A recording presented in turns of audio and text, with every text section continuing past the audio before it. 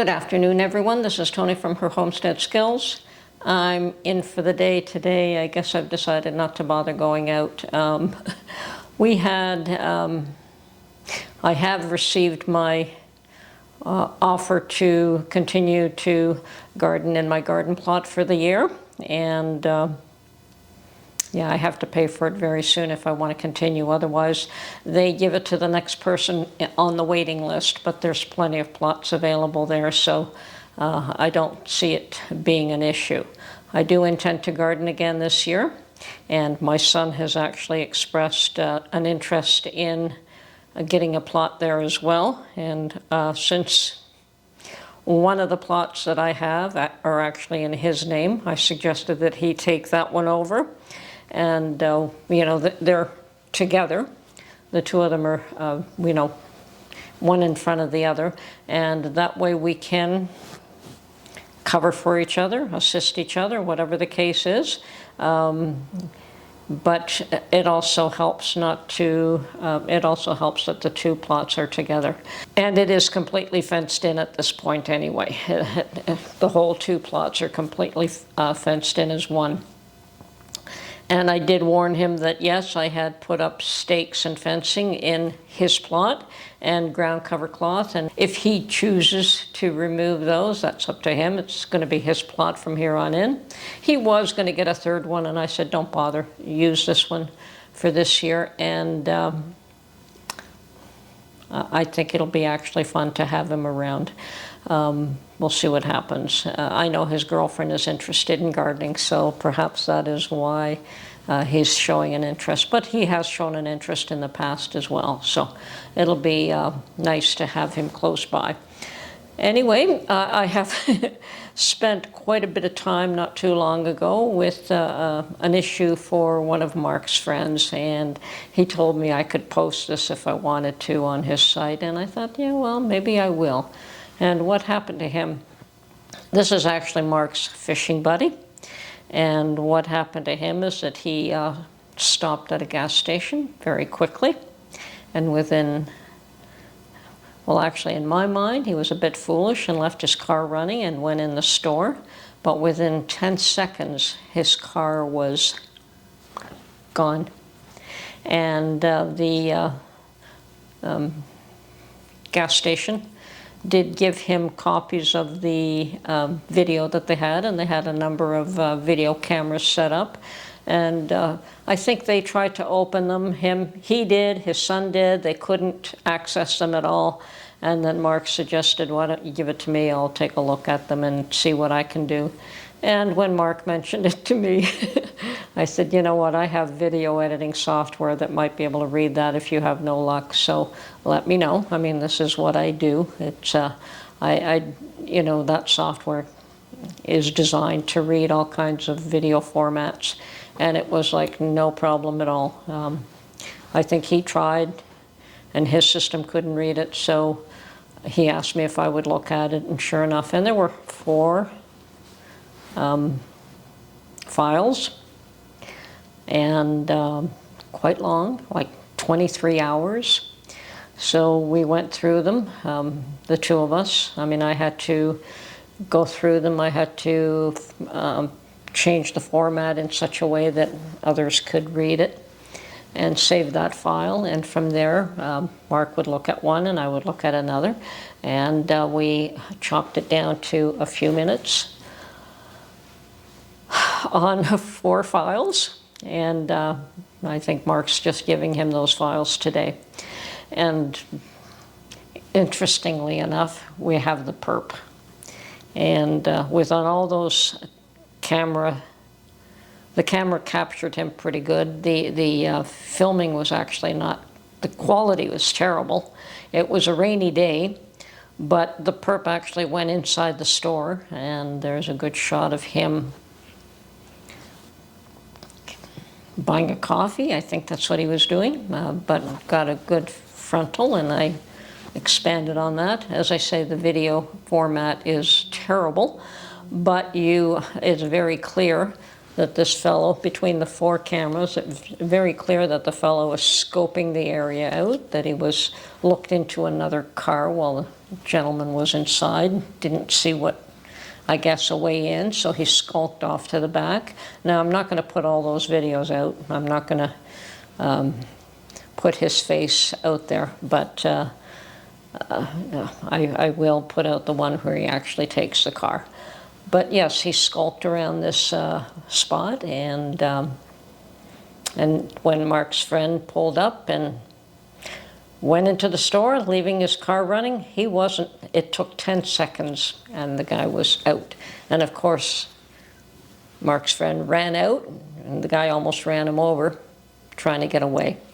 So yes, I did manage to get a copy of the perp skulking about, one with him inside the store, so we have a good shot of him, facial.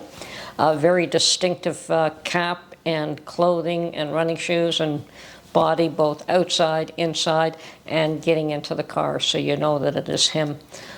It can happen anywhere.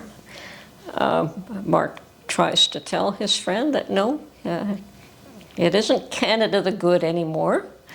Things have changed tremendously here, just like everywhere else. And his friend always thought that he didn't have to lock his doors. And Mark, I think he's learned his lesson that yes, you do have to lock your doors. And I explained to him, I said, didn't you tell him that we actually got broken into our house 3 times? It wasn't just once, it was 3 times. So it happens everywhere. Even here where we are, we're very cautious of who could actually, you know, people knocking on your door and who they are before you answer and that sort of thing. We're very, very cautious.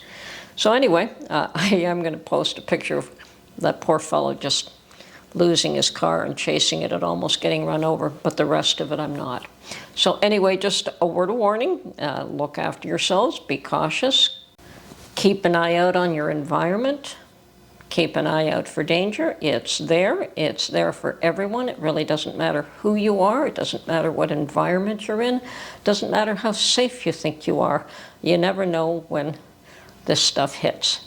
And I kind of feel sorry for Mark's friend. He's had a few knocks all at once, like this was just one of them. And on top of that, his rental car got hit too. You know, things come in threes, they say, so we'll see what happens now. Anyway, at least we were able to give him the information. I don't know if the police will chase this guy down. I'm sure that he's known in the area. And yes, it's very clear who he is. They can certainly find this person should they choose to follow up and do so. They've got all, in the 4 clips that we took, all the detail is there. All the detail of his visual appearance, distinctive clothing, both in skulking about, in the store, getting in the car, all of it's there. So anyway, like I said, terrible footage as far as the camera's concerned, but it's all been caught. And it was a rainy day, which just makes it even worse to see everything outside. There has been a tremendous amount of car thefts recently here. I understand or heard that the Ford plant, they had just cut through fencing and stole, I think it was 10 cars, something like that, brand new. And all have been recovered except for 2. So yes, I guess the police are doing their job tracing these down if and when they can. But those cars, apparently they've arrested 11 people in a number of different locations where the cars were stored, getting ready to ship them out of the country. I think they put them in boxes, and I heard they shipped them out to Azerbaijan and Georgia. So yeah, they're going overseas, and pretty sad. It's scams everywhere you turn around. Phone scams, computer scams. I recently picked up a new phone. I've had the same old cell phone for, I don't know, 7, 8 years. Pretty simple device, never really bothered with it, but in the last little while I decided it was time to upgrade my phone, and it was a little bit irritating getting to learn how to use a new phone. Okay, so yeah, one of the features that my phone has that I really appreciate is call screening. So if the phone rings and I see the number and it's somebody I recognize, I pick up the call, no issue. If I don't recognize the number, and they do multiple things to try to hide who they are, I just use call screening. I just screen the call.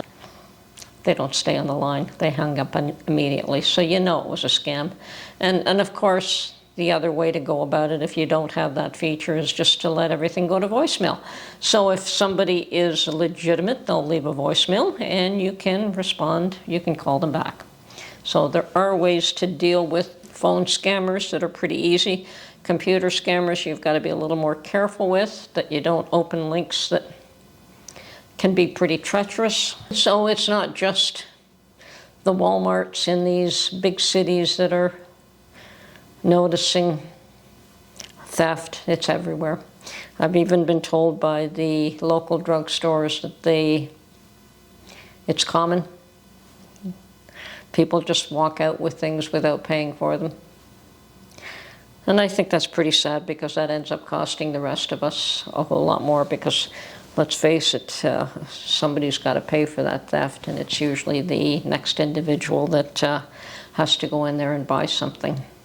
If the store wants to stay in business, they have to increase their prices to accommodate the loss and the theft. So I was glad to help Mark's friend, and well, it would be nice if they actually looked into this perp and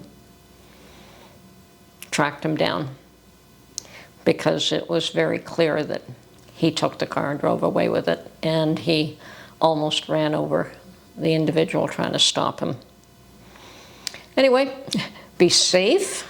Be aware of your surroundings. What do they call that? Situational awareness. Be aware of what's going on around you, and stay safe.